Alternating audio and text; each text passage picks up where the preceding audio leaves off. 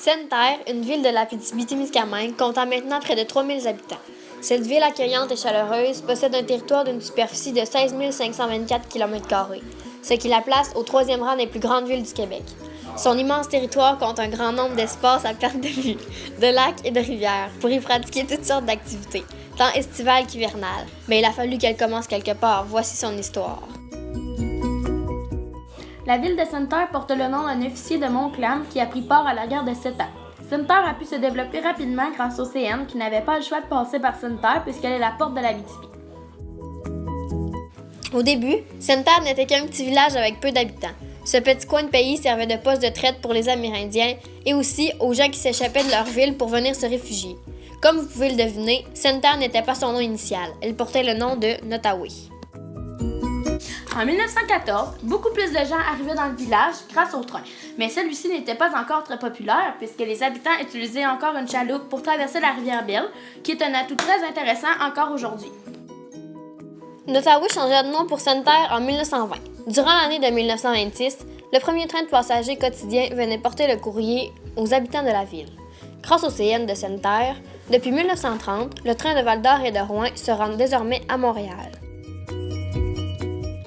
En 1948, Sainte-Terre devient une municipalité. Sainte-Terre possède une grosse montagne avec un petit village regroupé à la municipalité nommé le Radar. Cet endroit situé à 3 minutes de Sainte-Terre fut bâti en 1950 afin d'instaurer une base militaire. Nous avons accueilli au moins 250 militaires. Le 15 mars 1988, notre fameuse base militaire ferma ses portes, mais encore aujourd'hui, nous pouvons aller y voir les vestiges.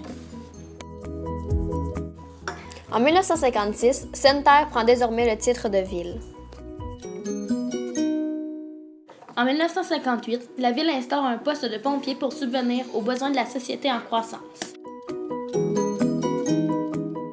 Comme il y a des enfants parmi les adultes, ils ont dû construire une école primaire en 1960 qui se nommait École Saint-Louis. Il y avait aussi une école primaire et secondaire qui se nommait Shannon-des-Lilles jusqu'en 1975, mais elle devenait rapidement trop remplie, donc l'école secondaire La Concorde fut bâtie en 1974 et ouvra ses portes en 1975. Dans la ville, il y avait un couvent pour les sœurs et celles-ci ont commencé à enseigner aux enfants en 1965. La ville de Sainte-Terre a construit plusieurs infrastructures comme l'Arena en 1970 à 1971. Celle-ci fut inaugurée en 1972. Suite à la fermeture de la base militaire, la ville continua à se développer de plus en plus, à accueillir de nouveaux habitants ainsi que de nouveaux commerces. Nous sommes environ 2962 habitants selon un recensement de 2014. Dans la ville, certains bâtiments sont encore présents depuis plusieurs années, comme le IGA ainsi que le couvent qui est désormais une coop qui sert de logement. Sainte-Terre est une petite ville charmante et adorable qui mérite de vous accueillir et d'accueillir des gens de partout dans le monde afin de se démarquer des autres. Venez nous rendre visite!